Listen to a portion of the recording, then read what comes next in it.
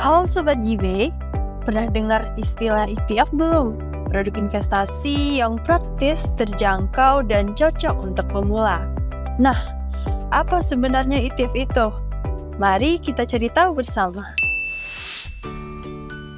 Halo Lina, kamu sedang apa? Halo Siska, aku lagi bingung nih mau mulai investasi. Banyak banget pilihannya, dari saham, reksadana, sampai emas.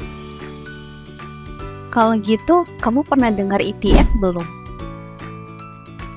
ETF? Belum sih, belum terlalu paham juga. Itu apa ya? ETF atau Exchange Traded Fund itu reksadana yang diperdagangkan di bursa seperti saham. Maksudnya gimana tuh? Bisa tolong jelasin nggak? Jadi, ETF punya keunggulan reksadana dan saham sekaligus. Dana investor dikelola profesional oleh manajer investasi seperti reksadana, tapi bisa dibeli dan dijual secara real time di bursa seperti saham. Wah, menarik juga ya. Terus, bedanya sama beli saham langsung apa?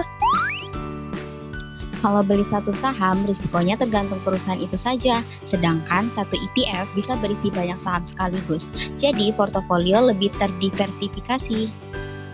Oh, jadi resikonya bisa lebih tersebar ya? Betul, misalnya dalam satu ETF bisa ada saham-saham besar seperti BBCA, BMRI, Adro, dan lainnya. Jadi, tidak bergantung pada satu saham saja. Kalau aku sudah punya saham, masih perlu ETF kah? Perlu juga, ETF bisa membantu menyeimbangkan portofolio dan mengurangi risiko terlalu tinggi dari saham tertentu. Lalu keuntungan ETF apa aja sih? Modalnya harus besar apa enggak? Ada dua yang utama. Pertama, capital gain, yaitu keuntungan dari kenaikan harga ETF. Kedua, dividen, yang berasal dari pembagian keuntungan saham-saham yang ada di dalam ETF. Dan untuk modalnya, nggak harus besar kok. ETF bisa dibeli mulai dari 1 lot atau 100 unit penyertaan. Bahkan ada ETF yang harganya sangat terjangkau untuk pemula.